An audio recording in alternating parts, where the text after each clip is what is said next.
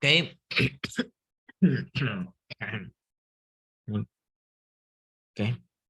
Tes suara dulu, suara gua aman kan? Jelas gitu maksudnya, bisa didengar dengan baik. Oke, aman. Oke. Jadi sekarang kita sudah masuk bab baru. Oke, oke. Hmm. Kita sekarang masuk bab mengenai ini. Nah, jenis-jenis pasar. Jadi sebelumnya kita udah belajar tentang oke. Kita sebelumnya belajar tentang permintaan gini, permintaan sama penawaran kan. Permintaan X penawaran. Habis itu kita belajar juga tentang baik perilaku produsen maupun konsumen. Konsumen, X produsen. Jadi sekarang kita ibaratnya kayak belajar kombinasi keduanya gini. Nah, di mana interaksi antara konsumen dan produsen sama pertemuan antara permintaan sama penawaran itu akan menciptakan yang namanya pasar. Pasar. Jadi pasar kalau secara definisi kita tahu lah dia tempat bertemunya antara demand ketemu sama supply. Itu ketemunya di pasar gitu. Nah, ternyata pasar ini tuh punya banyak jenis-jenis. Berdasarkan apa? Berdasarkan banyak karakteristiknya. Ntar kita pelajari lagi. Misalnya kayak dari jumlah produsennya, jumlah konsumennya, atau berdasarkan dari kemampuan produsen atau konsumen tuh mampu nggak sih untuk mempengaruhi harga. Nah, itu akan kita pelajari di bab ini mengenai jenis-jenis pasar. Oke. Ini prolog dulu mengenai jenis-jenis pasar. Nah, berikutnya kita akan masuk ke yang namanya jenis pasar yang paling basic, itu pasar persaingan sempurna. Jadi, apakah pasar persaingan sempurna itu? Nah, jadi gini, kalau kita lihat di ekonomi ya, itu ada dua kasus ekstrim dalam jenis pasar. Yang pertama, eh, pasar persaingan sempurna. Dan ekstrim satunya itu monopoli gitu. Jadi ibaratnya kalau ini di sejarah, maka ini kayak ini komunis, satunya lagi liberal gitu. Jadi kayak dua kutub yang saling berlawanan, persaingan sempurna sama monopoli. Nah, sebenarnya kalau contoh kasus yang benar-benar persaingan sempurna sama benar-benar monopoli, itu di dunia nyata contohnya hampir nggak ada gitu. Karena itu kondisi ekstrim. Nah, kondisi ekstrim, baik persaingan sempurna maupun monopoli. Jadi pasar persaingan sempurna ini pasar yang kayak gimana sih? Yaitu pasar yang ini bisa dibilang barang-barangnya tuh sama, barang-barangnya homogen. Duh, apalagi tuh homogen. Homogen itu barang-barangnya bisa dibilang kayak kualitasnya sama gitu, tidak bisa dibedakan satu sama lain gitu. Benar-benar sama. Ini kalau di pasar persaingan sempurna jual barang homogen. Beralih geser dikit ke monopolistik. Ini barangnya gimana? Yang beda-beda. Itu barangnya itu sama, cuma antar produk itu ada ciri khasnya masing-masing gitu. Itu nama istilahnya adalah terdiferensiasi. Diferensiasi. Jadi kayak ada ciri khas antar produk gitu. Ciri khas antar produk. Walaupun sebenarnya yang dijual tuh ya sama gitu. Nah, kalau monopoli, kita monopoli dulu nih. Monopoli ini unik barangnya. Kenapa unik? Itu nggak semua orang bisa memproduksi gitu. Jadi cuman pihak monopoli ini aja yang punya kemampuan atau punya regulasi untuk memproduksi barang itu. Contohnya apa? Banyak, listrik contohnya. Unik barangnya. Kalau oligopoli, ini barangnya bisa barang unik, bisa barang terdiferensiasi. Diferensiasi. Nah, ini kalau kita kaji dari bahan barang apa aja sih yang dijual di pasar ini. Nah, terus kita ada lagi yang istilah namanya index Lerner. Apa sih indeks Lerner itu? Itu indeks yang mengukur daya monopoli perusahaan dari pasar. Nah, jadi daya monopoli itu adalah kemampuan dari perusahaan itu untuk mampu mempengaruhi harga. Nah, jadi kalau dia semakin geser ke kanan, gitu, makin ke kanan, Index learner makin besar gitu intinya. Index learner makin besar. Kita belajar secara umum dulu nih. Ciri khas antar produk itu gimana? Sebenarnya ini belum gue jelasin minggu ini sih yang monopolistik. Tapi kalau ciri khas antar produk itu gini, misalnya sabun deh. Nah, kayak kita tuh tahu antara misalnya Lifebuoy sama merek sabun apa lagi? Dettol gitu. Kita tahu kan itu mereka berdua sebenarnya sama-sama jualan sabun gitu. Tapi kalau Lifebuoy itu karakteristiknya misalnya kayak Lifebuoy ini apa ya, sabunnya itu lebih murah, habis itu lebih banyak ditemukan gitu. Tapi kalau Dettol itu cocok untuk apa ya, menghilangin bakteri, atau Dettol harganya cenderung lebih mahal lagi gitu loh. Kayak bisa dibedakan gitu. Karena apa? Gue tambahin lagi nih, adanya merek, ada mereknya. Dah. Ini kayaknya udah cukup menjelaskan ya kan. Pasti paham lah. Barang kalau ada mereknya, itu berarti dia diferensiasi gitu. Paham kan? Kayak bakpia Jogja. Nah itu. Kayak bakpia dah itu contohnya juga. Misalnya kayak, ya bakpia kan udah banyak ya, bakpia 99, bakpia apa yang jenisnya pakai angka. Atau enggak bakpia Tugu gitu. Ya karena gue orang Jogja ya, jadi gue tahu ya. Jadi bakpia kan juga sebenarnya sama itu bakpia. Tapi ada merek-mereknya yang bikin dia beda loh. Gimana kita kayak, yang sana rasanya lebih enak, yang sana lebih lebih empuk, yang sini lebih kekinian, nah gitu. Tapi kalau persaingan sempurna itu bener-bener sama gitu. Atau kalau mau contoh gini, wortel dah, wortel di pasar. Itu mau lu beli wortel di pasar yang deket sama pintu, atau deket pintu keluar, atau di tengah-tengah pasar, kita nggak akan peduli-peduli amat ya kan, tahu wortel itu wortel gitu. Sama aja gitu, mau dia jualan dimanapun, wortel ya wortel gitu. Lain ceritanya kalau wortel itu udah dibuat, dikasih packaging gitu, dikasih wadah, terus dikasih merek, itu mungkin nanti bisa masuk ke diferensiasi gitu. Nah, itu kalau oligopoli itu gabungan antara ada monopolinya, ada monopoli saja. Kalau monopoli itu kan unik ya. Gimana ingat monopoli kan cuma satu yang bisa produksi kan. Nah, kalau dia cuma satu yang bisa produksi, maka nggak ada saingannya itu. Contohnya apa? Banyak. Contohnya PLN gitu. Atau minyak bumi kan Pertamina di sini gitu. Contohnya. Ini gambar umum dari jenis-jenis pasar, baik misalnya sempurna, monopolistik, oligopoli, monopoli. Nah, terus kita kan tadi tahu ya, kalau ada namanya indeks Lerner, atau indeks yang mengukur kemampuan perusahaan mempengaruhi harga. Nah, itu pasar persaingan sempurna, indeks Lerner di sini, baik gimana dulu saya? Gimana indeks Lerner di pasar persaingan sempurna, itu 0. Nah, jadi di sini tuh di pasar persaingan sempurna yang barangnya sama semua ini, itu produsen nggak punya kemampuan untuk mempengaruhi harga. Kenapa? Karena harganya itu udah ada di pasar itu, udah kayak ada kesepakatan antara penjual dan pembeli tentang harganya berapa. Contoh kayak wortel gitu, misalnya wortel per kilo 5.000 gitu, atau telur 20 kilo 20 ribu per kilo gitu. Udah jadi produsen di sini nggak bisa mempengaruhi harga. Lain dengan monopoli. Ingat kan kita tahu yang monopoli cuma ada satu ya. Dia cuma ada satu doang yang jual, maka dia punya kemampuan gitu loh untuk mempengaruhi harga. Nah, gitu. Ini kalau kita lihat dari barang-barangnya sama kemampuan untuk mempengaruhi harga. Terus juga kalau misal kita bedain pasar-pasar ini itu dari apa ya? Efisiensinya. Ini kita nanti bahas di slide berikutnya sih. Tapi intinya itu pasar persaingan sempurna itu adalah paling efisiensinya paling bagus gitu loh, atau bisa dibilang ini yang paling didamba-dambakan, pasar persaingan sempurna. Jadi pasar paling bagus gitu. Sementara beda dengan pasar monopolistik, oligopoli, monopoli gitu. Makanya ada definisi namanya pasar persaingan sempurna sama pasar persaingan tidak sempurna, di mana ini tiga pasar ini itu masuk jenis pasar persaingan tidak sempurna. Persaingan. Nah, kenapa bisa gitu? Ntar dah slide sebelumnya, slide setelahnya mas ya. Ya sempurna. Ini kan masih kayak gambaran awal aja. Satu sampai aku harganya itu beda gimana, harga wortel atau harganya beda. Nah itulah kenapa gue bilang ini tuh kasus ekstrim. Dimana sebenarnya kalau kata dosen gue yang ngajarin di kelas tuh sebenarnya tuh nggak ada pasar yang benar-benar persaingan sempurna gitu loh.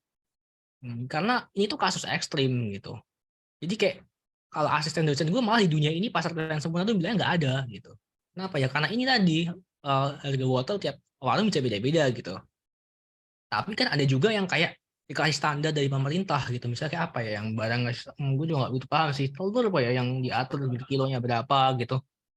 Intinya barang-barang kebutuhan pokok misalnya kayak ayam goreng itu bisa di koran ada lah harga ayam goreng per apa tuh berapa gitu. Itu mendekati pasar persaingan sempurna gitu. Tapi kalau dibilang contoh yang benar-benar persaingan sempurna itu kata dosen gue nggak ada gitu. Oke, lanjut ya. Oh ya tadi lu rumus indeks lah. Nanti kalau misalnya kalian gabut terus pengen ngitung, jadi rumusnya tinggal P min MC per P ya. P ini harga, MC ini adalah marginal cost. Ini jarang sih disuruh ngitung dan kayaknya nggak mungkin juga kalian suruh ngitung ini. Tapi ini gambar apa? For your information aja. Nah, berikutnya ini nih. Ini apa namanya karakteristik antar pasar. Jadi pasar persaingan sempurna, kompetitif ini kalau persaingan sempurna, persaingan sempurna, takutnya bingung. Nah, kalau monopoli, oligopoli, sama monopolistik ini pasar persaingan yang tidak sempurna gitu. Jadi kalau dilihat dari jumlah perusahaannya, pasar persaingan sempurna tuh jumlah perusahaan itu banyak gitu. Atau bisa dibilang apa infinity gitu kalau di sini bilangnya. Jadi contohnya ya kayak penjual wortel dari pasar banyak banget gitu kan. Beda sama monopoli. Kita kan tahu ya mono itu kalau secara bahasa ya, mono itu artinya apa sih mono? Mono itu kalau secara bahasa artinya satu. Nah, poli, poli kalau secara bahasa, poli ini artinya penjual, jual. Jadi ketika lu udah dengar kata monopoli, itu satu penjual. Nah, gitu. Itu jumlah perusahaannya cuma ada satu gitu. Tapi gue juga bingung juga sih kalau monopolistik kenapa jadi banyak gitu. Kalau oligopoli ini beberapa. Kenapa nggak buat tulis ya? Beberapa. Kalau monopolistik itu banyak. Oke, ini kalau dari jumlah orang nih, dari jumlah penjual. Jadi sebarang udah kita tahu tadi kalau pasar persaingan sempurna tuh barangnya homogen atau sama gitu. Kalau monopoli barangnya unik atau esensial yang nggak semua orang bisa produksi dan malah orang lain nggak bisa produksi, namanya juga penjualnya cuma satu. Oligopoli ini dia bisa homogen atau diferensiasi. Oh, berarti gue revisi deh. Nah, tadi berarti bukan unik ya. Berarti ini, oh iya unik cuma monopoli. Sorry. Jadi ini homogen. Homogen. Terdiferensiasi. Unik, oh iya unik cuma monopoli. Sorry. Terus kalau monopolistik ini terdiferensiasi berdasarkan apa? Berdasarkan merek gitu. Kalau dari daya monopoli atau kemampuan untuk mempengaruhi harga. Nah itu si pasar persaingan sempurna itu nol. Yaitu kemampuan monopolinya nol. Kenapa? Dia itu price taker.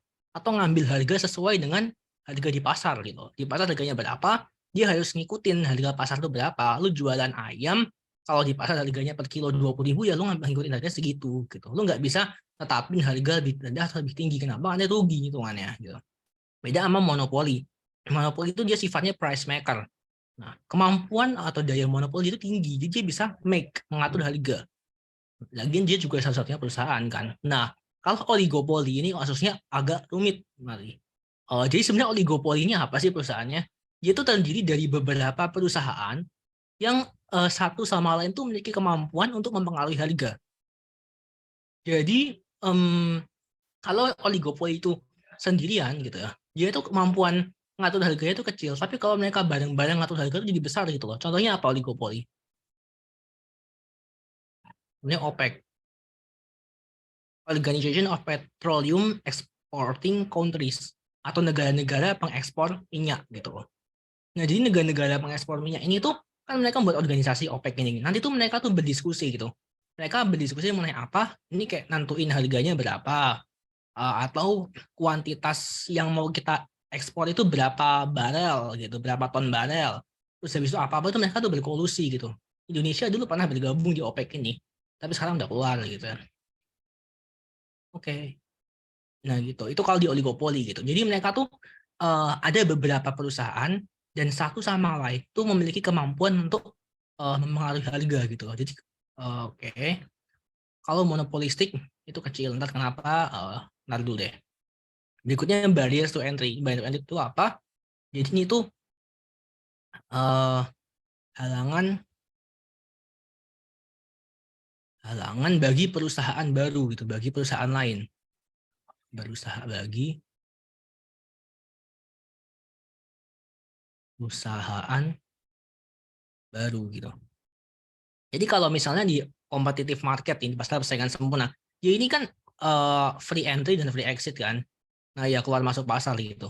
Jadi karena dia apa ini? Karena dia free entry dan free exit. Jadi kalau misalnya ada kita sebagai si A gitu, kita lihat kalau si B ini jualan ayam goreng itu kok kayaknya laku banget ya, laku keras ya. Udah kita ikut jualan bisa apa ayam goreng juga. Kita ngikut-ngikut ya, kita masuk ke pasar ayam goreng. Kayak gitu kita bisa bebas keluar masuk gitu. Itu kenapa di competitive market kita bisa keluar, bisa masuk itu dengan mudah. Kenapa? Karena nggak ada halangannya. Beda sama monopoli. Kenapa monopoli ini tinggi? Ya karena gini, misalnya gini, kita mau ikutan PLN. Wah, PLN ini kayaknya cuan banget nih, bisa memproduksi listrik di seluruh Indonesia gitu. Jadi kita mikir, kenapa nggak kita buat listrik juga kayak si PLN? Nah, akhirnya kita mau coba buat listrik emang bisa. Pertama, pasti kehantam regulasi dari pemerintah, di mana yang buat PLN di Indonesia cuma boleh PLN, cuma buat listrik gitu. Sebenarnya enggak sih, sebenarnya PLN itu bukan buat listrik sih, dia mendistribusikan listrik. Kalau buat listrik ada perusahaannya lagi gitu. Terus kamu buat uh, membuat apa listrik ilegal kan, misalnya buat listrik ilegal gitu. Sebenarnya ya nggak mungkin juga, kenapa ya lu mau buat pembangkit listrik itu kan keluar duit banyak ya. Jadi intinya malah ujung-ujungnya merugikan. Udah capek-capek bikin pabrik listrik, tetap kalah saing juga sama PLN gitu. Itulah kenapa monopoli hambatannya itu tinggi banget. Kalau oligopoli itu relatif tinggi juga. Ya contohnya kayak ini tadi OPEC tadi, di mana perusahaan-perusahaan besar itu bisa bisa berkolusi gitu, kerjasama supaya kita ketendang dari pasar, ibaratnya harganya diturunin, ditekan atau harganya dinaikin gitu. Itu ada istilahnya namanya predatory price, di mana ntar harganya di perusahaan yang besar tuh neken harga, diturunin serendah-rendahnya harganya, supaya apa? Supaya kita company baru yang baru masuk itu nggak kuat di pasar itu, akhirnya bangkrut sendiri gitu loh, keluar dari pasar gitu. Karena harga terlalu rendah, nggak bisa bersaing. Kalau monopolistik itu sama kayak pasar persaingan sempurna, dia bebas keluar, dia bebas masuk gitu. Oke. Kalau kondisi equilibriumnya, nah ini kita udah ngobrolin tentang kurva ya, urusannya udah sama kurva. Kita semua udah tahu kan dari bab sebelumnya tentang teori biaya, kalau kondisi equilibrium perusahaan atau laba maksimum itu MR sama dengan MC gitu kan. Itu kalau di pasar kompetitif itu ntar ada istilah DPARMR, ntar setelah ini aja. Jadi gue jadi sepintas dulu. Kalau monopoli mungkin kayak gini, kalau oligopoli king point atau kurvanya patah. Kalau monopolistik itu mirip sama monopoli. Oke, ini cepat aja sih. Yang penting kan kita bahas ini dulu. Oke. Jadi gini. Nah, karakteristik dari pasar persaingan sempurna dulu. Yang pertama, banyak penjual dan banyak pembeli. Oke. Misalnya jual wortel di pasar itu. Jual wortel di pasar. Wortel, atau misalnya jual ayam goreng gitu. Ayam goreng. Ayam goreng. Yang nggak ada mereknya gitu. Jadi banyak penjual di pasar dan juga banyak pembelinya gitu. Terus barang yang dijual homogen, sama atau identik gitu. Si A, si B, si C itu mereka jualan barang yang sama gitu. Dan karena barangnya mereka semua ini sama gitu, jadi nggak ada hambatan untuk keluar masuk pasar gitu. Jadi kalau lu ngerasa ini kayaknya cuan nih jualan di pasar ini, ya udah lu masuk aja, lu masuk ke pasar ayam goreng gitu. Lu tinggal jual, itu nggak ada hambatan, ya nggak ada hambatan biaya atau hambatan regulasi, itu nggak ada. Terus kalau misalnya lu rugi juga tinggal keluar aja gitu. Dan berikutnya, informasi yang dimiliki penjual dan pembeli sempurna. Informasi sempurna itu gimana sih? Nah, informasi mengenai harga, misalnya harga. Nah, jadi penjual itu mau misalnya harga di pasar, harga ayam goreng itu udah secara umum itu 20.000 per kilo gitu. Dia mau naikin ke 25, ntar pembelinya pada nggak mau beli. Kenapa? Ya karena dia tahu mending beli ke toko sebelah aja, harganya tetap 20 gitu. Itulah kenapa informasi yang sempurna itu bikin si penjual ini nggak bisa naikin harga seenaknya gitu. Nah, berikutnya perusahaan yang sudah lama berada di pasar tidak punya keunggulan dari pesaingnya. Ya iya, karena apa? Lawang yang mereka jual sama-sama wortel, sama-sama ayam goreng. Jadi nggak terlalu banyak improvementnya gitu loh. Wortelnya mau di-upgrade kayak gimana, misalnya mau dikasih wortel varian baru kan juga bisa gitu. Nah, pada akhirnya penjual sebagai price taker atau menerima harga, tidak bisa mengatur harga. Tidak bisa mengatur harga. Harga. Harga harga ngikut keseimbangan pasar atau equilibrium.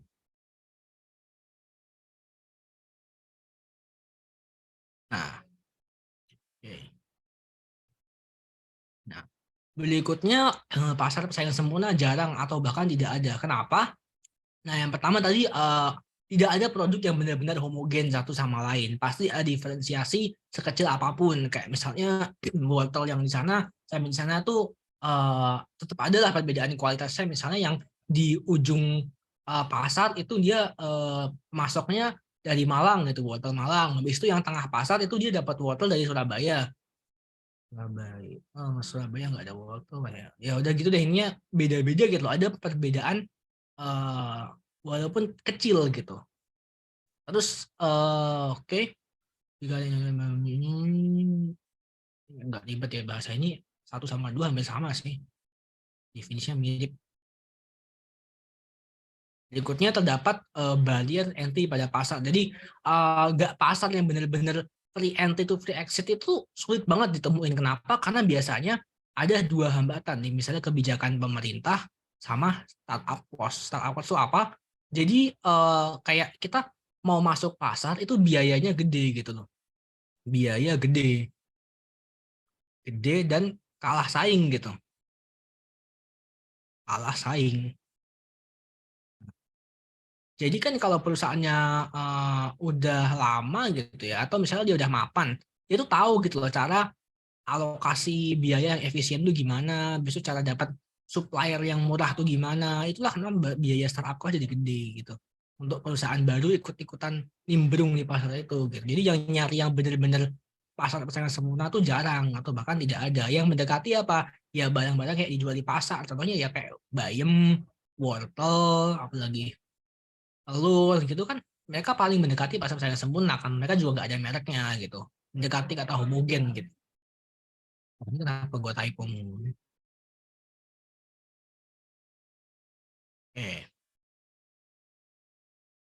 Nah, berikutnya kita tadi dengar istilah yang namanya price taker kan. Jadi price taker itu sebenarnya apa sih? Jadi price taker ini sebenarnya kan dia tuh ngambil harga dari pasar. Nah, jadi bisa dibilang harga di pasar persaingan sempurna, di firm di pasar persaingan sempurna, perusahaan yang ada di pasar persaingan sempurna tuh dapat harga dari ini. Jadi yang pernah kita pelajarin, yaitu demand, kurva permintaan, sama supply, kurva penawaran. Nah, titik equilibriumnya ini, itu akan ditarik nih. Kita tarik garis. Nah, jadi titik ini kan, P kan. Nah, itu adalah harga setiap perusahaan gitu loh. Harganya semua sama. Kenapa? Kan semua basisnya dari sini. Semua ngambil harga dari titik equilibrium ini. Nah, ditarik ini lurus. Terus apa lagi? Nah, jadi dalam pasar persaingan sempurna itu, gue dari dulu ada istilah yang buat mempermudah hafalin sih. Jadi istilah yang sering gue pakai untuk hafalin kurva di pasar persaingan sempurna tuh gini. Dewi Persik Artis Marawis. Kenapa? Karena kurva demand di pasar persaingan sempurna itu sama dengan kurva harganya, sama dengan kurva average revenue-nya, sama dengan kurva marginal revenue-nya. Ini kita kan udah tahu ya di bab sebelumnya AR itu apa penerimaan rata-rata average revenue, MR, marginal revenue itu sama gitu. Nah, ini tuh yang sering dipakai di soal SIMA atau di soal UTU tuh ini tuh di bolak-balik gitu. Biasanya ditanyain karakteristik pasar persaingan sempurna. Habis itu kurva kurva penerimaan rata-rata sama dengan kurva apa gitu. Itu sering dipakai ini konsep ini. Ini gue ngapalinnya gini, Dewi, Persik, Artis, Marawis, Dewi, PARMR. Terus itu diaplikasikan di mana sih? Di sini nih. Nih, di yang harga tadi kurva warna ini nih. Nah, D sama dengan kurva P, sama dengan kurva marginal revenue, sama dengan kurva average revenue. Nah, ini lurus gini. Kalau kurva MC sama AVC, AC ini kan bentuknya emang gini ya. Jadi kita dari bab sebelumnya udah tahu kalau bentuk MC ini memotong AVC di titik minimum, juga memotong AC di titik minimum gitu. Nah, jadi ini muasal dari price taker di pasar persaingan sempurna itu ya karena dia ngambil harga dari harga pasar, ini tarik terus. Nah, sama gitu. Itulah asal muasalnya. Oke. Berikutnya, jadi di price taker itu tidak ada satu perusahaan yang bisa mengatur harga gitu. Jadi hanya bisa mengambil harga keseimbangan pasar. Nah nih di TA ini ngambil dari klien dari situ gitu. Terus itu kenapa bisa terjadi ya karena banyak penjual, banyak pembeli, terus yang dijual juga barangnya homogen kan, jadi bisa disamain aja dia semua harganya gitu. Terus barang yang dijual bersifat perfect substitute ada barang kompetitornya ya, misalnya antar sekali lagi gue pakai antar wortel lagi, antar wortel bisa saling menggantikan kan, bisa saling menggantikan.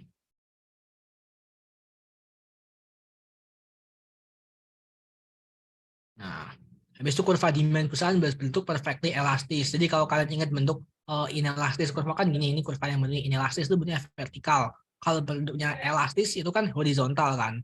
Nah, ini inelastis sempurna, ini elastis sempurna. Nah, kalau di pasar persaingan sempurna itu bentuknya elastis sempurna, ini benar-benar lurus demandnya. Nanti di jenis pasar berikutnya itu bentuknya nggak lurus gini lagi, ini kan lurus gini. Nah di pasar monopoli oligo itu nggak lagi gini bentuknya. Laba atau rugi di kurva tersebut gimana? Ini baru kita bahas di slide setelah ini. LR. Karena ini kan masih price taker kan. Oke, dulu. Nah, ini berikutnya kita harus tahu nih gimana caranya tahu laba atau rugi di pasar persaingan sempurna. Jadi ada yang namanya jangka pendek, sama ntar ada yang namanya jangka panjang gitu. Nah, kita dari jangka pendek dulu nih. Jadi dalam jangka pendek, perusahaan di pasar persaingan sempurna itu bisa dapat 3 kondisi. Dia bisa rugi, dia bisa rugi atau loss, dia bisa laba,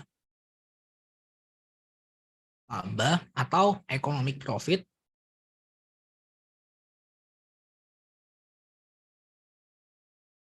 terus bisa juga balik modal. Balik modal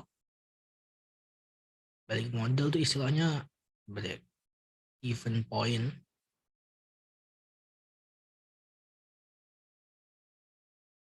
atau ada istilah lainnya atau zero economic profit.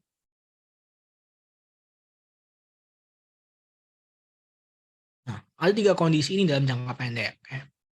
Ini clear dulu.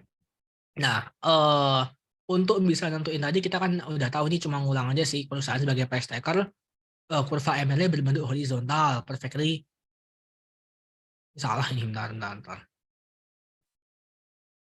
Perfectly elastis. Nah, ini baru. Jadi kalau price taker elastis, oke. Terus ini yang udah gue jelasin tadi, Dewi Persik, Artis, Marawis, DPARMR kan. D, P, AR, MR ini ya sama gitu. Nah, ini kan lurus terus. Oke, ini udah clear dari ini masih yang awal tadi diulang lagi. Nah, berikutnya untuk bisa memaksimumkan laba di pasar persaingan sempurna, kita harus tahu asumsi dasarnya ini. Jadi mengulang di bab sebelumnya sih, bab teori biaya. Ingat kalau syarat laba maksimum itu MR sama dengan MC. Nih, di sini nih. MR, marginal revenue sama dengan marginal cost. Nah, karena di sini kan MR itu sama dengan harga ya. Ingat Dewi, Persik, Artis, Marawis. Jadi kalau MP juga sama dengan MR kan. Nah, P juga sama dengan MC. Itu sama gitu. Harganya ini kalau di pasar persaingan sempurna itu sama dengan marginal revenue sama dengan marginal cost. Ingatnya cuma berlaku di pasar persaingan sempurna aja. Nah, terus jika misalnya nih, gimana kalau MR-nya lebih gede gitu? Kalau MR-nya lebih gede, maka kita harus menambah kuantitinya gitu. Di titik ini misalnya nih, di sini ini marginal revenue-nya segini nih. Marginal cost-nya segini. Nah, maka dia harus nambah kuantitinya lagi, ditambah lagi. Supaya apa? Supaya bisa menambah laba lagi sampai ke titik maksimumnya gitu. Bentar, dia nanya. Hmm, UTBK nggak mungkin sih, UTBK nggak mungkin. UTBK gue dulu soal ginian tuh ada, kalau nggak salah soal tentang pasar persaingan sempurna dan jenis-jenisnya pasar itu di UTBK lebih ke karakteristik. Kalau zaman gue karena ada TKA. Kalau di SIMA pernah pernah ngerjain gue di soal SIMA tapi nggak tahun ini, tahun-tahun sebelumnya pernah ngerjain. Jadi ada gitu, cuma nggak terlalu ribet kok. Terus kalau misalnya tadi gedean MC-nya gimana? Kalau gedean MC-nya laba tuh bakal turun gitu loh. Kalau Q-nya ditambah. Jadi kalau misalnya gedean MC-nya di titik ini nih, di titik sini, yang di sini nih gedean MC-nya gitu. Itu jadi labanya bakal turun. Jadi kita harus nurunin kuantitasnya lagi. Pada intinya ya mau laba mau MR atau MC, pokoknya tuh kita harus ngincer di mana MR sama MC itu sama gitu loh. Nggak boleh salah satu lebih gede gitu. Kalau gedean MR-nya kita harus nambah kuantitasnya. Kalau gedean MC-nya kita harus kurangin kuantitasnya. Sampai apa? Tercipta ini. MR sama dengan MC, dia profit maksimum. Ini yang diincar perusahaan gitu. Nah, ini kita harus tahu dulu MR sama dengan MC itu menentukan kuantitasnya ini 9. Jadi kuantitas di pasar dapat dari mana? Dari pertemuan MR sama dengan MC gitu. Nah, sekarang untuk tahu profit atau loss itu gimana gitu. Jadi kalau di pasar persaingan sempurna ingat bentuk DW pasti di PAR MN itu kan lurus kan tadi. D sama dengan P sama dengan AR. Ini kan lurus gitu. Nah, pertama sebelum kita mau tahu dia laba atau rugi, kita harus tahu dulu ML sama MC ketemu di titik mana sih gitu. Jadi titik ini nih. Ini ML sama dengan MC. Nah, titik ini kita tarik garis ke bawah. Nah, turun dapat kuantitasnya sama dengan 50 gitu. Berikutnya kita udah tahu nih dia berproduksi di titik 50. Kita berikutnya harus tahu ini AC-nya atau average cost-nya, biaya rata-rata dari perusahaan itu berapa gitu loh. Ya, jadi yang pertama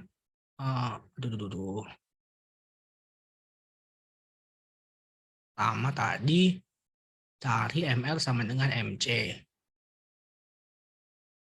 Sama dengan MC, habis itu baru kita cari average total cost, biaya rata-rata atau AC.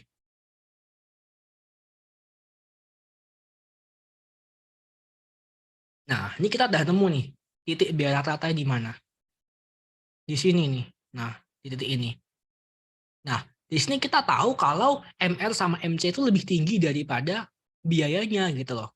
Nah, ini kita tarik garis ke kiri nih. Kita dapat biaya average total cost itu 6.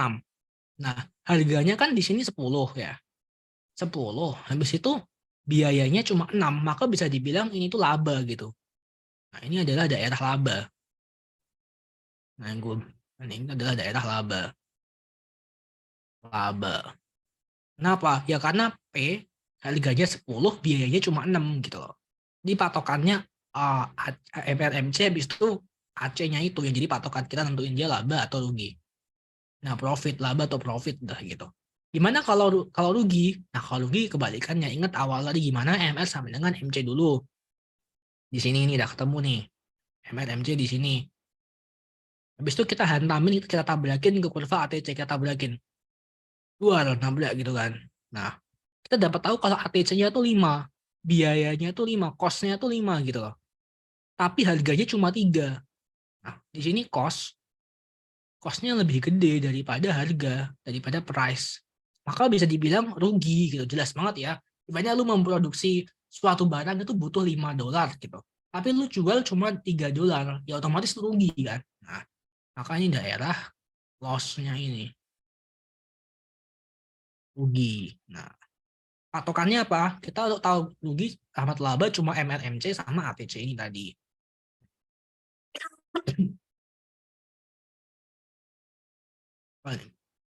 Kalau ROS berarti P lebih kecil daripada AC. Betul, betul, betul.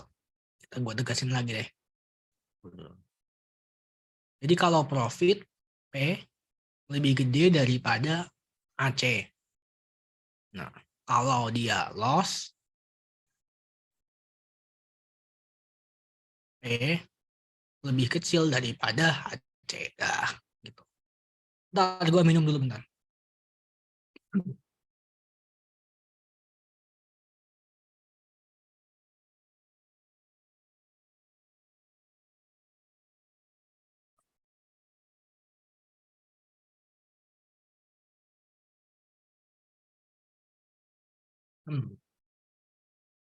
Udah pertanyaan lagi ya.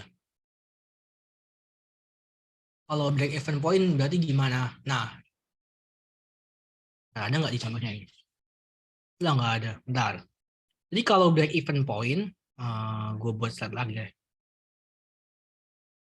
Kalau break even point, justru dia paling gampang sih. Jadi, gue gambar dulu. Ini, ini, ini. Oke, terus habis itu, ini. Dalam bahasa yang sangat sempurna ya. MR. Habis itu, kita buat kurva MC-nya. Nah, berikutnya kurva AC-nya itu bentuknya gini nih. Nah, AC atau aduh dulu. AC atau ATC ya. Nah, ini kalau kondisinya BEP nih. Kondisi BEP. Nah, dapat kita lihat di sini sama gitu loh. Nah, beda sama di sini. Ada selisihnya gitu loh antara harga sama ATC. Nah, kalau di sini beneran sama. Nah, atau bisa dibilang P sama dengan ATC atau AC gitu. Nah, gitu. Ini kalau dalam kondisi BEP kayak gitu. Nah, jadi di jangka pendek tadi kan gue udah bilang ya, dia bisa break even, bisa economic profit atau economic loss. Break even itu kalau istilah Indonesianya lebih sering dikenal dengan sebutan laba normal. Ini soal-soal biasanya main laba normal ya. Kadang mainnya BEP.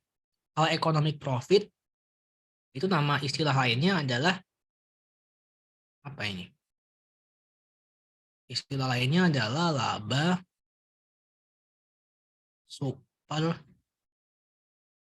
normal. Kalau economic loss namanya ya loss sih. Oke, gitu. Ini nama-nama istilah Indonesianya ini. Ini rugi deh. Rugi. Nah, gitu. Jadi kita cukup lihat tadi kalau di laba normal atau break even point itu di sini sama nih, titiknya sama. AC sama MR sama MC itu ketemuan gitu. Ketemuan di mana di 20, di harga sama dengan 20. P sama dengan AC, harganya sama gitu. Ibaratnya biayanya 20, habis itu harganya juga 20 gitu. Nah, kalau di laba atau laba super normal tuh lebih istilahnya lebih dikenal gitu, itu di sini gedean mana? Gedean ML sama dengan MC yang di sini harganya 25, tapi biayanya kita tarik garis bawah, tabrakin ke AC 20,33 ini adalah cost-nya. Cost. Nah, akhirnya daerah yang jadi sela-selanya itu adalah labanya gitu loh. AC sama MC berpotongan atau bersinggungan. AC sama MC itu berpotongan atau bersinggungan. Itu berpotongan sih. Ini kan AC ini kan. AC ini. Besok MC ini. Besok nabrak ini. Set, otomatis berpotongan itu. Berarti bukan bersinggungan. Oke. Tapi kayaknya AC sama MC itu emang di semua jenis pasar emang mereka berpotong. Jadi kan kalau kita ingat materi teori biaya ya, kan ini bentuk MC kan gini, MC. Habis itu ntar ini A, C, ini AVC. Nah, emang gini bentukannya. Jadi AMC itu memotong AC sama AVC itu di titik paling minimumnya gitu. gitu. Kayak semua pasar gitu sih. Udah paten gitu. Yang bersinggungan sama AC, MR-nya nggak sih? AMR, ini AC. Oh iya, iya. AC sama MR-nya bersinggungan, tapi kalau AC sama MC-nya berpotongan. MR kan ini kan. Halo, ini MR. Oke. Oh iya, terus kalau di pasar yang sempurna nih MR-nya bentuknya lurus kan. Nanti kalau dibentuk pasar lain bentukannya nggak gini, nggak lurus. Nah, gitu. Terus kalau rugi, seperti yang gue jelasin tadi, kalau rugi MR MC-nya mana? Ini di sini. Terus habis itu AC-nya atau biayanya ditabrakin 20,14 ini cost-nya. Lebih gedean cost-nya kan daripada harganya. Maka daerah yang diarsir ini itu daerah rugi gitu. Oke. Jadi ini adalah 3 kondisi yang kamu sebagai penjual di pasar persaingan sempurna itu bisa alami gitu. Lu bisa ngalamin 3 hal ini. Nah, dan ini akan mempengaruhi kondisi dalam jangka panjang, dalam waktu yang lebih lama gitu. Dimana kan kalau misalnya dia laba super normal kan, dia laba nih. Ingat kalau di pasar persaingan sempurna itu ada yang namanya free entry sama free exit. Jadi kalau dia laba maka akan mendatangkan perusahaan-perusahaan baru gitu. Ini mendatangkan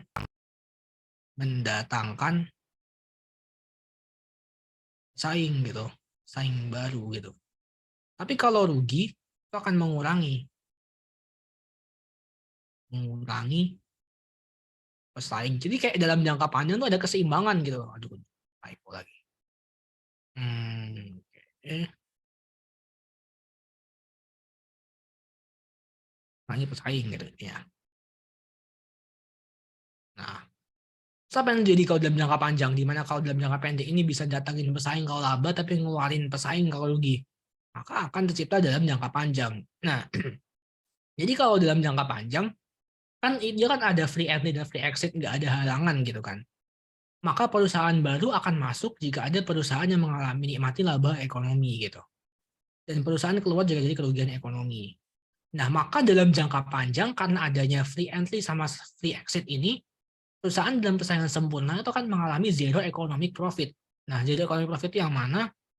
Yang ini nih, break even ini. Jadi dalam jangka panjang bakalan ini kondisinya. Nah, ini adalah kondisi dalam jangka panjang. Dia berarti laba normal, ya semua perusahaan dalam persaingan sempurna ada kondisi jangka panjang. Kondisi jangka panjang. Nah, disebut apa? Disebut laba normal, atau mau lu sebut BEP juga boleh, tapi jarang sih yang soal keluar BEP gini.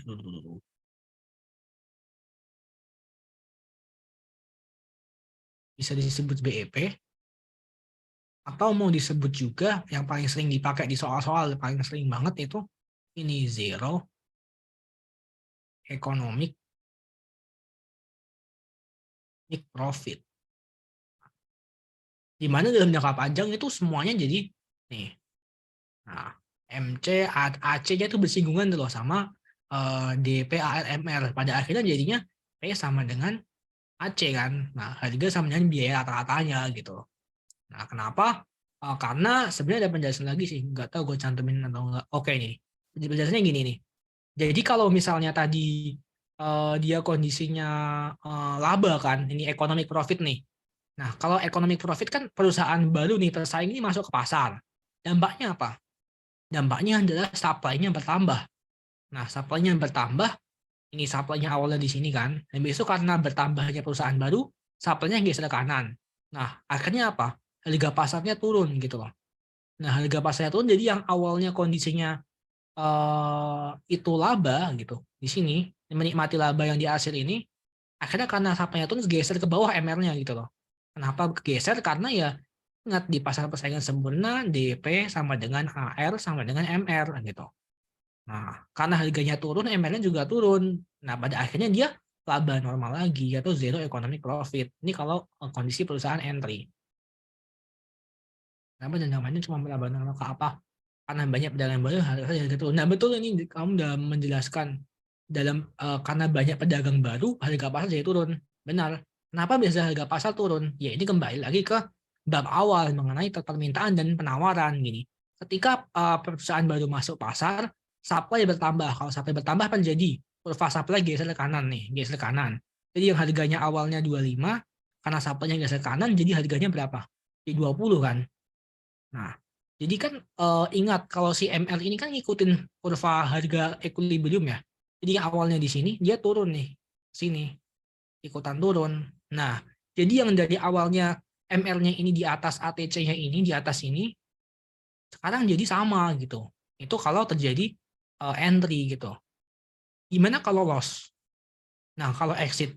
Jadi kalau misalnya loss gitu, terjadi economic loss gitu. Biayanya intinya biaya lebih gede daripada revenue-nya. Perusahaan yang lama keluar pasar. Kalau perusahaannya pada keluar pasar, apa yang terjadi? Supply-nya kan berkurang kan? Maka kurva supply geser ke kiri gitu. Ini demand supply itu bab awal sih, itu kan. Kita tahu kan, jadi kalau supply-nya geser ke kiri, maka apa harganya bakal naik lagi dari yang awalnya 17, karena supply-nya geser, set, jadi 20. Nah, pada akhirnya karena harganya naik, MR-nya juga naik ini. Nah, ke sini. Jadi yang awalnya di sini harganya di bawahnya AC ini, di bawah sini, rugi kan? Kemudian karena pada keluar, dia naik lagi balik ke sini. Nah, pada akhirnya apa yang terjadi? Pada akhirnya harga pasarnya akan naik terus jadi zero economic profit gitu. Kembali lagi ke sini lagi. Pada akhirnya ya hasilnya gini-gini aja di pasar persaingan semu dan jangka panjang bakal tetap kayak gini. Nah, itu. Itulah akibat kenapa bisa terjadi kayak gini. Ya karena ada free entry sama free exit gitu. Kalau misalnya nggak free entry sama free exit kan jadi supply-nya nggak bisa naik turun kan ya. Nah kalau nggak bisa itu jadi nggak akan jadi bentuk kayak gini gitu. Nah itu udah pada paham ya. Itu intinya penjelasan kenapa free entry sama free exit. Nah berikutnya ini apa keunggulannya dari pasar persaingan sempurna. Jadi pasar persaingan sempurna itu harganya sebenarnya itu adalah paling rendah dibandingkan jadi harga pasar yang lain. Gue butuhin sih PPT. Nah ini itu gini. Jadi kalau di pasar persaingan sempurna warnanya kurang kayak putih deh. Jadi kalau dalam persaingan sempurna dengan sempurna, nah harga itu sama dengan AC atau ATC paling minimum. Tapi kalau dalam persaingan tidak sempurna,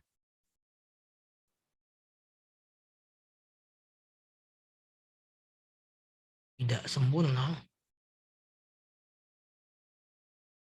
P itu tidak sama dengan ATC minimum. Nah, kenapa bisa gitu? Coba kita lihat di yang monopoli deh. Monopoli. Nah, kalau dibentuk monopoli itu kayak gini nih, ntar. Ini dalam kondisi normal profit deh. Nah, kalau di pasar monopoli, nah di sini agak beda lagi. Kita nggak bisa lagi bilang kita nggak bisa lagi bilang DPAR, MR ini nggak berlaku lagi di pasar persaingan tidak sempurna. Kenapa? Ya ini DPAR-nya di sini D sama dengan P sama dengan AR, sama dengan AR. Nah, MR-nya di sini nih. Nah, jadi ada perbedaan bentuk gitu antara pasar persaingan sempurna sama tidak sempurna gitu. Nah, terus coba kita lihat nih, MRMC. Kita harus temuin MRMC dulu sebelum mikir yang lain. Nah, MR sama MC ini, kita tarik ini. Hantemin kemana? Ke AC-nya. Tek, tek, tek, tek. Nah, di sini kan, ini kan bukan bukan bukan AC minimum kan? Minimum. Kalau di pasar persaingan sempurna, dia berproduksi di mana? Di minimum sini, di titik ini gitu. Tapi kalau di pasar persaingan sempurna, produksinya di sini gitu. Nah, dampaknya apa? Ini kita tarik garis nih. Kalau di pasar persaingan sempurna harganya yang titik merah ini. Kalau di pasar persaingan tidak sempurna harganya titik hitam ini. Artinya apa? P-nya lebih mahal gitu. P lebih mahal, harganya lebih mahal. Tapi kuantitasnya, nah harusnya kan dia berproduksi di sini nih. Di sini nih harusnya nih kalau dia pasar persaingan sempurna produksinya di sini. Tapi karena dia pasar persaingan tidak sempurna, dia produksinya di sini nih. Di ini. Kuantitasnya lebih dikit. Nah, gitu. Nah, itu penjelasan eh, mengenai kenapa harganya terendah gitu. Output lebih pasar lebih banyak ya jelas. Kenapa? Itulah kenapa pasar persaingan sempurna disebut jenis pasar paling efisien. Kenapa? Karena harganya dia paling rendah, tapi outputnya itu yang paling banyak gitu. Pasti kondisi efisien. Kerugiannya apa? Kerugiannya jelas, dia tidak ada insentif untuk research dan development. Jelas, kenapa? Ya karena pertama bahannya homogen, yang dijual juga semuanya sama kan. Jadi nggak bisa ada banyak research, development, dan juga minim inovasi gitu.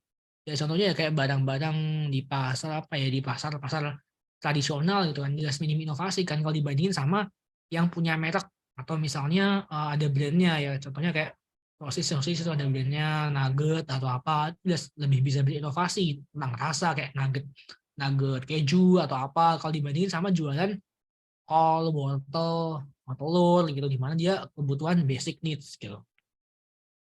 Oke, sekarang langsung ke monopoli deh. Oh iya, terus juga ini nih, kita kan tadi udah tahu nih kurva MC, ATC sama AVC. Ini kan kita bahas di minggu lalu juga kan di teori biaya kan MC, ATC sama AVC. Nah, sebenarnya kurva penawaran perusahaan itu adalah bagian dari kurva MC di atas kurva AVC. Jadi kalau kita lihat nih MC, ATC, AVC, jadi daerah setelah AVC ini atau daerah warna merah ini, nah ini itu adalah supply curve perusahaan. Jadi kalau kalian penasaran itu supply curve datang dari mana sih? Nah, kita kan dulu belajar demand supply, kita nggak tahu ya supply itu dapat dari mana kurvanya, dapat dari sini nih. Jadi dari kurva MC setelah AVC paling minimum setelah ini. Nah, ini adalah kurva supply perusahaan. Ingat, perusahaan bukan pasar. Nah, kalau pasar gimana? Jadi semua kurvanya supply-nya perusahaan semua dijumlahin, ditambah gitu. Jadilah kurva supply pasar yang kita pelajari di bab 1. Nah, gitu. Oke. Ini ada namanya shutdown, ini perlu ya nggak ya? Oke, ya intinya sebenarnya kalau perusahaan ya, itu berproduksi di bawah AVC, di sini misalnya kuantitasnya di sini, itu dia bakal rugi gitu loh. Kenapa? Karena biaya produksinya itu nggak nge-cover, intinya gitu sih. Udah terlalu dalam gitu. Oke.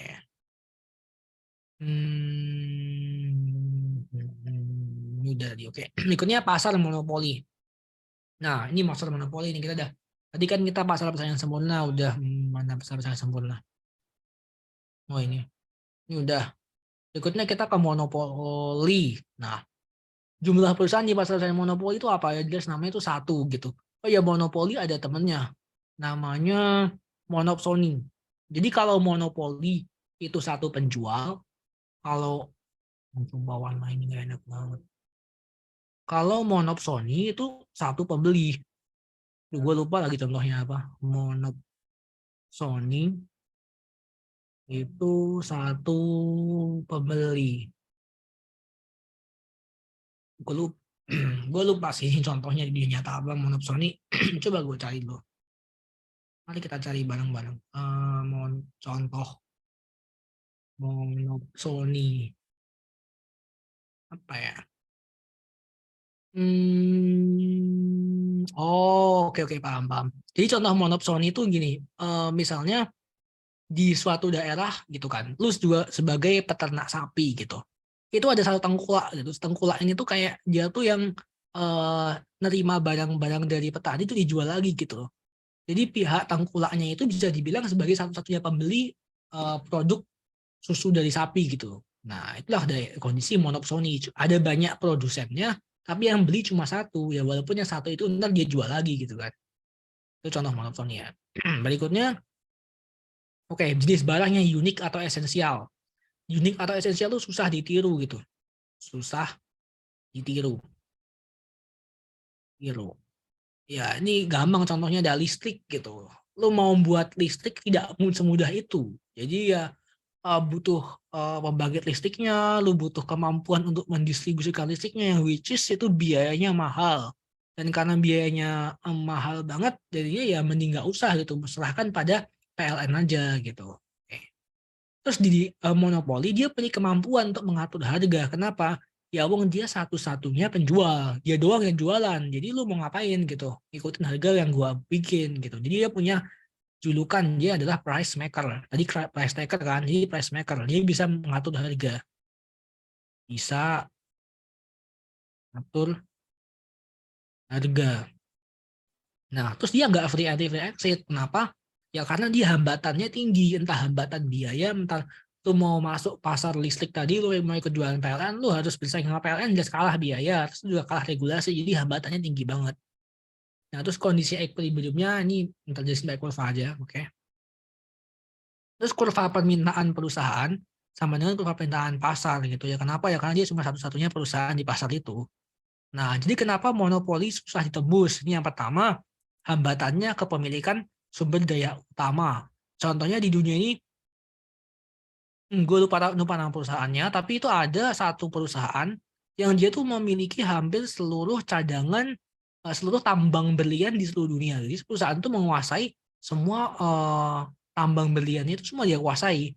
Jadi orang lain mau nambang berlian juga nyaingin dia nggak bisa karena semua resource-nya udah dia pegang gitu loh. Nah, kepemilikan sumber daya utama gitu. Atau kalau PLN dia udah menguasai semua pembangkit listrik, semua instalasi PLTA, PLTU dan kawan-kawan, atau perusahaan air udah menguasai semuanya gitu loh. Oke. Terus kalau hak paten, ini ada contohnya misalnya kayak lu menemukan teknologi baru itu lu patenkan. Nah, itu orang lain kalau misalnya dia mau bikin juga nggak bisa, dia harus bayar ke lu. Nah, ini hak paten ini bikin orang nggak bisa niru bikin hal yang serupa gitu loh. Ada copyright-nya gitu lah intinya. Habis itu pemerintah memberikan undang-undang, ya ini contohnya BUMN. Ini kan sesuai dengan pasal 33 ayat 1 UUD NRI tahun 1945, gue cuma ingat. Itu intinya eh, cabang-cabang industri, cabang-cabang sumber daya yang memenuhi hajat hidup orang banyak dikuasai oleh negara bla bla bla gitu ya.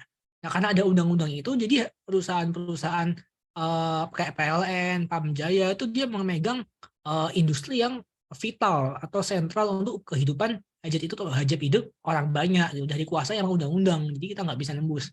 Berikutnya skala efisien tinggi ya karena misalnya perusahaan itu udah besar gitu ya, udah berkecimpung. Misalnya kayak Microsoft ya, udah gede kan, kita membuat sistem tandingan sulit gitu karena dia udah lama, ada pemain lama, dia juga bisa bikin Windows gitu deh, itu yang efisiensi tinggi gitu loh. Untuk kalau disaingi juga butuh biaya yang gede banget gitu. Nah, terus kenapa monopolis tidak efisien? Ini ada gue jelasin tadi kan.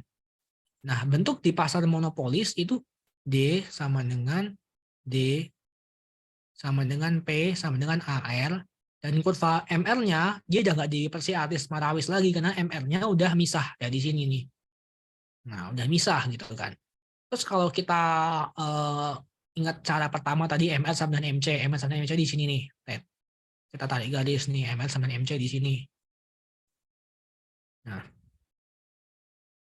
Nah, itu ternyata ada daerah bernama BC ini. Nah, ini bisa di daerah yang namanya dead white loss atau kesejahteraan yang hilang. Kesejahteraan yang hilang gitu ini ya. Kenapa hilang? Karena pada dasarnya kan dia bisa produksi segini kan.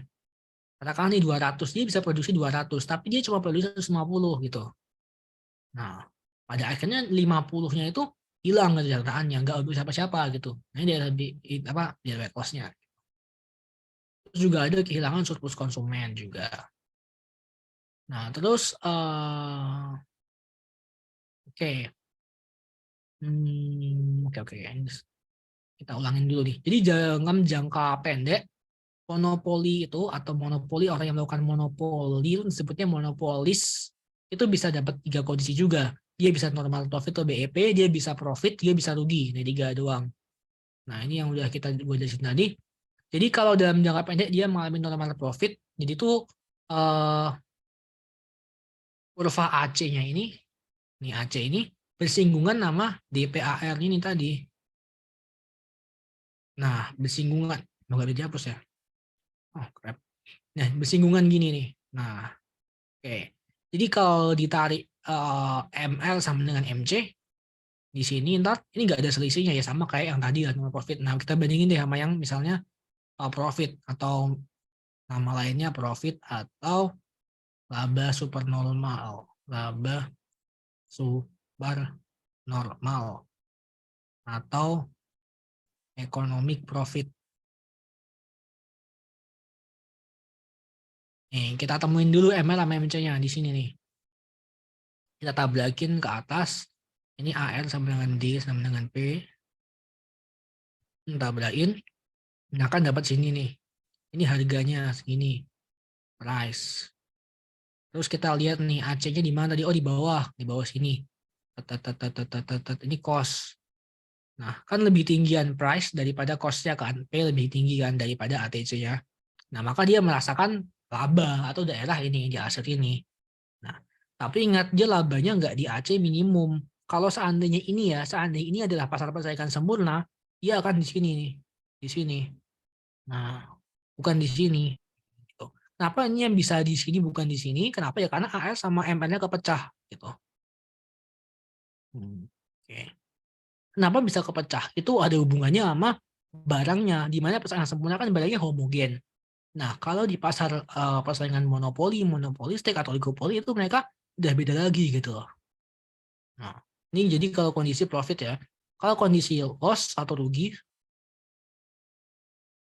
atau loss, nggak usah ribet dah. Fokusnya ke ML sama dengan MC dah. ML sama dengan MC. Di sini nih. Tabrakin ke kurva demand-nya. Tabrakin ke dapat nih udah sampai demand, dapat harganya. Ini harganya. Dulu. Nah, ini price-nya nih, dapat harganya kita dapat. Terus kita cari kurva AC-nya, tabrakin lagi duel. Nah, di sini. ATC-nya sama dengan $5, tapi price-nya sama dengan 4. Nah, karena harganya lebih kecil daripada biayanya, otomatis dia rugi. Nah, kondisi dalam jangka panjangnya gimana? Nah, kalau di sini kondisi dalam jangka panjangnya, dalam pasar persaingan sempurna, karena dia memiliki kemampuan untuk mengatur harga, maka dia kondisinya bukan zero economic profit lagi, dia bukan laba normal kayak persaingan sempurna, tapi kondisi jangka panjangnya adalah laba supernormal. Per normal. Nah, atau bisa dibilang economic profit. Kenapa bisa gitu? Karena nggak ada free entry, nggak ada free entry dan free exit. Nah, kalau di pasar persaingan sempurna kan yang bikin dia laba normal kan dia free entry free exit-nya ini kan. Nah, kalau di monopoli nggak bisa, kan dia satu-satunya penjual di pasar. Nah, pada akhirnya, nih ketika ML sama dengan MC dalam jangka panjang ketemu, ML, MC, masih ML-nya? Oh ini ML, nih MC, sini. Nah, harganya segini.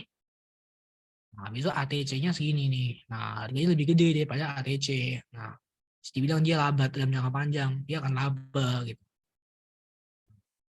Inilah kondisi dalam jangka panjangnya. Jadi nggak bisa lagi bentuknya laba normal atau apa kayak di pasar persaingan sempurna. Nggak bisa karena dia satu-satunya penjual. Ingat, monopoli itu satu-satunya penjual. Penjual dalam pasar. Dalam pasar gitu. Kalau dalam sejarah ada contohnya deh. Contohnya ya inget ini VOC, sampel VOC. Dia tuh kan ingin ingin memonopoli perdagangan rempah-rempah di Indonesia kan. Ya karena ini yang dia usahakan. Dia ingin mendapatkan menghilangkan pesaing-pesaingnya gitu. Sehingga dalam jangka panjang dia bisa mendapatkan kondisi ini economic profit dalam jangka panjang. Itulah yang dilakukan oleh penjajah-penjajah zaman dahulu kala gitu. Oke. Terus kalau ini yang udah di awal tadi lahan indeks Lerner itu untuk kekuatan monopoli, jadi dia menentukan harga sama marginal gitu. Dimana sebenarnya rumus indeks Lerner itu kan tadi P min MC per P. Itu kalau dihitung sebenarnya sama aja dengan min 1 per ED. ED itu apa? Elasticity of demand. Nah, ya, tapi ini jarang banget disuruh hitung sih, jadi nggak begitu penting sebenarnya. Sebenarnya kalian tahu dah indeks Lerner itu mengatur kemampuan monopoli itu tidak cukup untuk simak sama betul. Ini sekedar info aja di bentuk kurva. Bentuk kurva. bentuk kurva aja, ini sekedar info, di mana kalau bentuk kurvanya monopoli ini kayak gini. Ini udah kita pelajari tadi monopoli. Nah, kalau ini bentuknya monopsoni. Monopsoni. Bentuknya agak tegak gini kan, agak beda bentuknya. Kalau ini cuma ada satu pembeli. Tapi ini hampir nggak mungkin keluar sih monopsoni mah. Oke, jadi nah dalam monopoli, nah, itu ada yang namanya diskriminasi harga. Diskriminasi harga itu apa sih? Nah, diskriminasi harga itu adalah ini. Perusahaan di pasar monopoli itu ngasih harga yang diskriminate atau harga yang berbeda-beda. Yang berbeda-beda. Tujuannya apa? Supaya dia bisa mengambil untung lebih banyak sih, atau bahasa ekonominya mengambil surplus konsumen dan lebih banyak. Jadi harganya dibeda-bedain. Nah, gue tambah satu slide lagi. Jadi beda-bedainnya itu ada tiga jenis.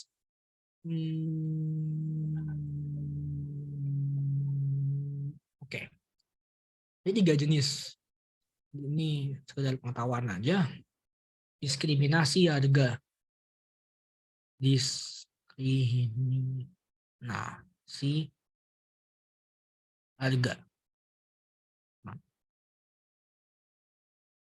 Jadi misalnya contohnya nih, lo ke suatu warung deh, dimana kalau lo belinya di jam makan siang, harga per porsinya 15.000 gitu.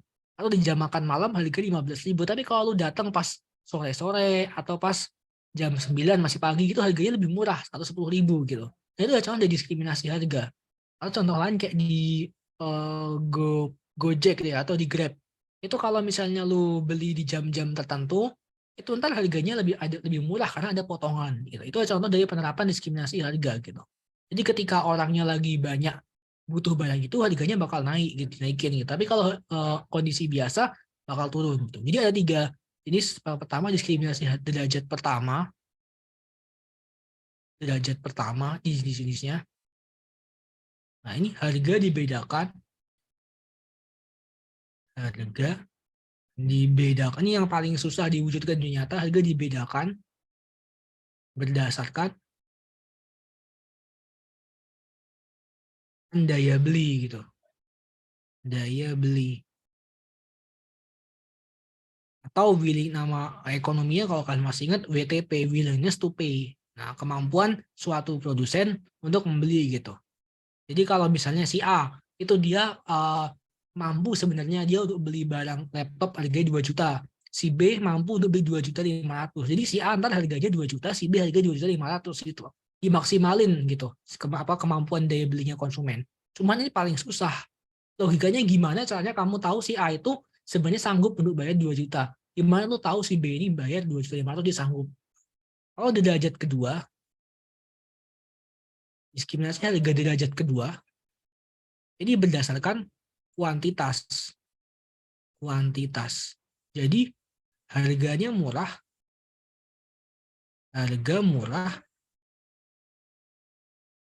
kalau beli banyak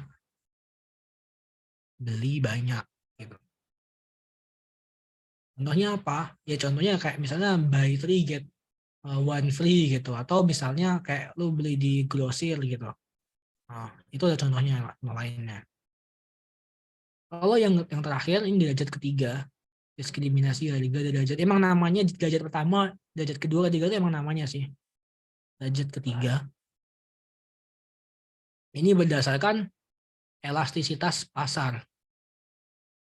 Elastisitas harga permintaan. Nah, gitu. Jadi menentukan dia mahal atau enggaknya berdasarkan dia inelastis atau elastis gitu. Inelastis atau elastis gitu. Ya ini aja intinya yang perlu kalian pahami. Jadi pasar persaingan sempurna sama pasar monopoli. Jadi aspek bisnis monopoli itu gini, ya lebih efisien, lagi produksi efisien yang tinggi, maksudnya ya karena nggak ada lawannya kan. Habis itu kesejahteraan masyarakat bisa eh, ditingkatkan melalui diskriminasi harga ya karena harganya beda-beda tergantung kemampuan orang kan. Habis itu juga untuk barang-barang publik itu lebih cocok untuk monopoli atau contohnya bisa dibikin oleh BUMN. Nah, ini lebih cocok oleh pasar monopoli. Monopoli berarti dia inelastis. Mari kita lihat bentuk kurvanya. Ingat bentuk kurva demand monopoli ya inelastis. Bentuk kurva demand monopoli inelastis. Bentuk demand monopoli dengan inelastis. Bedanya sama persaingan sempurna apa? Kalau persaingan sempurna kan elastis sempurna ya, bentuknya vertikal aja, horizontal aja. Kalau ini inelastis, jadi dia nggak vertikal, nggak horizontal. Nah, ini bentuknya. Oke. Oke, monopoli udah, persaingan sempurna udah, berikutnya kuis deh.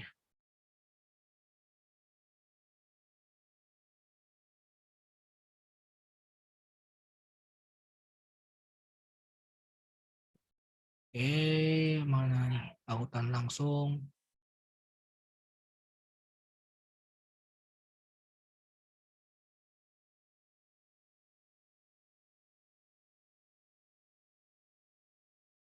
Hmm.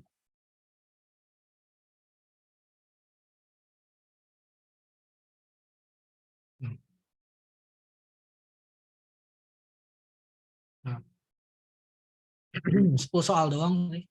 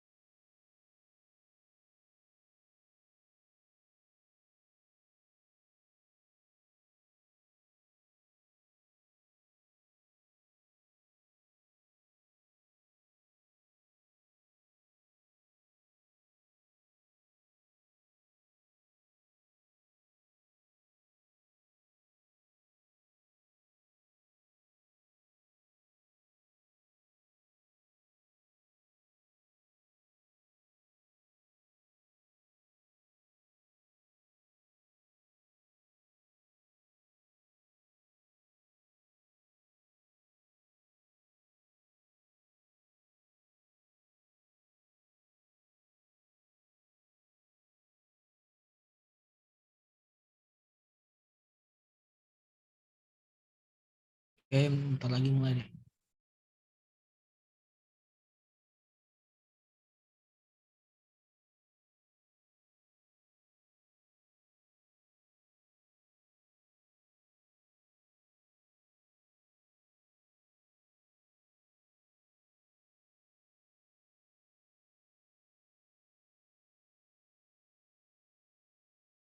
Oke, kita mulai aja ya.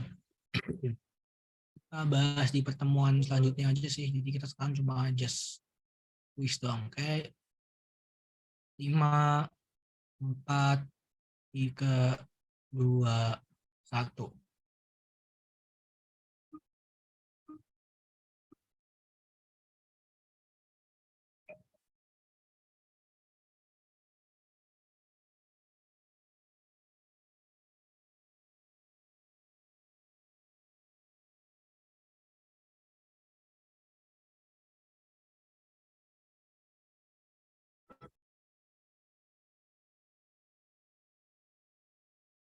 Quiz nih.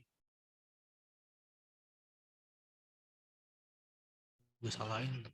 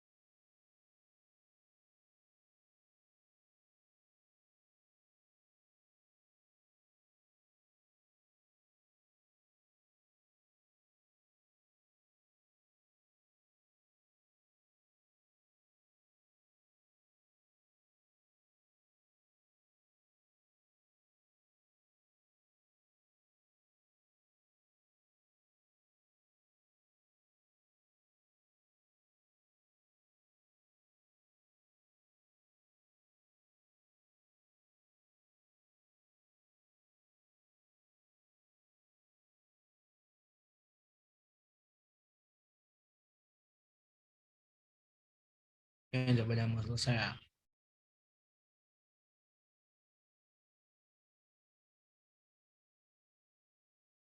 Oke, jam 9 tepat gua akhiri ya. Terus kita bahas besok aja. Besok. Oh, enggak besok ya. Hmm, pertemuan berikutnya itu gua oh iya ya. Hmm. Sekarang aja deh, bahas sekarang.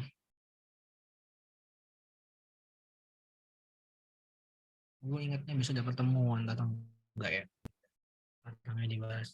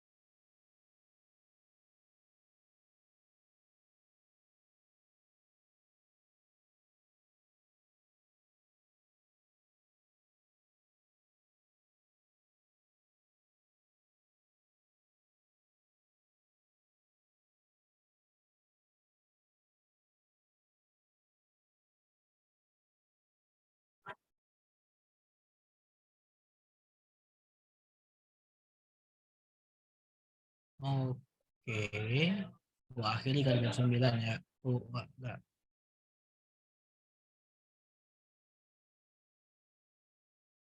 Ya paling tinggi siapa ini?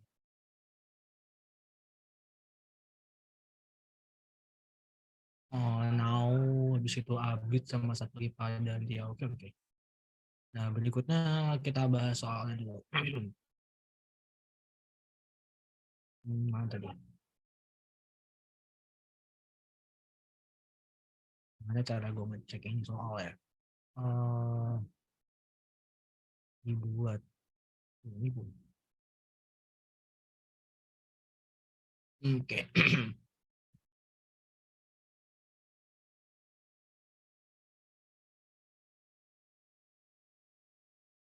Oke, berarti laba maksimal terjadi ketika nomor satu.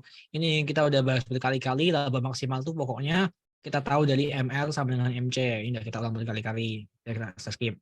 Berikutnya ini, kurva penawaran perusahaan. Ini ada di PPT nih. Di PPT tadi nih. Hmm, nih, jadi kurva penawaran perusahaan atau supply curve-nya perusahaan tuh di kurva MC. Kurva MC setelah apa? Setelah AVC paling minimum. Nah, kurva MC setelah AVC paling minimum. Atau kalau di sini kurva MC setelah memotong kurva AVC. Nah, ini jawabannya. Nomor 3. Pak Anas mendirikan usaha makan cepat saji di warung. Beliau menyewa kios pinggir jalan dengan harga 12 juta per tahun. Di warung membutuhkan biaya 4 juta per bulan untuk pembelian bahan baku. Nah, kan ditanya fixed cost ya setiap bulannya. Jadi kita tahu kan biaya tetap itu biaya yang akan dia keluarkan dan tidak tergantung pada jumlah kuantitasnya. Jadi dia bukan biaya bahan baku. Nah, kalau biaya bahan baku ini itu dia variable cost, tidak bukan. Jadi di sini kita tahu kalau beliau menyewa kios ini 12 juta ini adalah fixed cost-nya. Ibaratnya lo itu mau produksi atau nggak produksi, lo kan tetap bayar 12 juta per tahun kan. Nah, jadi 12 juta ini adalah fixed cost-nya. Tapi ini per tahun. Jadi kalau kita mau per bulan, cukup dibagi 12. Jadi sejuta. Ini per bulan. Oke, clear. Nah, ini apabila diketahui, bentar, komen, cek. Ini harus pakai cacat. Ada coret taruh di sini. Aduh, jelek banget.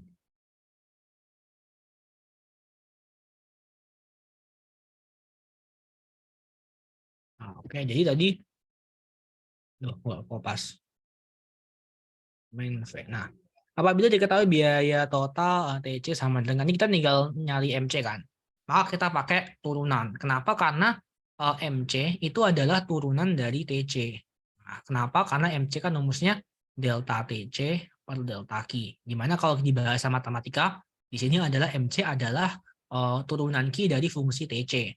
Jadi kita tahu TC-nya sama dengan 10 Q kuadrat min 5 Y Q plus 20. Kalau kita turunin berarti ini 2 kali 10 I 2 min 1 min 1 kali 5. Nah, Y ini kan Ki kan sebenarnya pangkat 1 ya. Maka pangkat 1 dimajuin ke depan pangkat satunya. Kalau ini pangkat 2 dimajuin ke depan. Nah, ini pangkat 1 dikurangin 1. Nah, habis itu 20-nya hilang gitu. 20-nya hilang. Kenapa? Kan dia nggak ada Q-nya, nggak ada mengandung unsur Q-nya. Jadi MC sama dengan 20 Q min 1 kali 5, 5 Y. Q-nya hilang kenapa? Karena Q pangkat 1 dikurangin 1. Ini Q pangkat 0. Hilang kan 1. Oke. 20 Q min 5 Y. Ini jawabannya. 20 Q min 5 Y. Oke. Berikutnya, dalam teori biaya dibedakan jangka pendek dan jangka panjang. Jadi sebenarnya kita udah tahu kalau dalam jangka pendek itu masih ada biaya tetap. Nah, masih ada input yang bersifat tetap.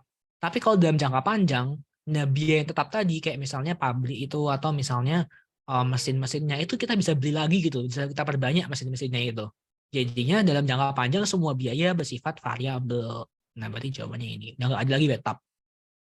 Nah, berikut makan ciri-ciri pasar persaingan sempurna. Banyak penjual dan pembeli, jelas.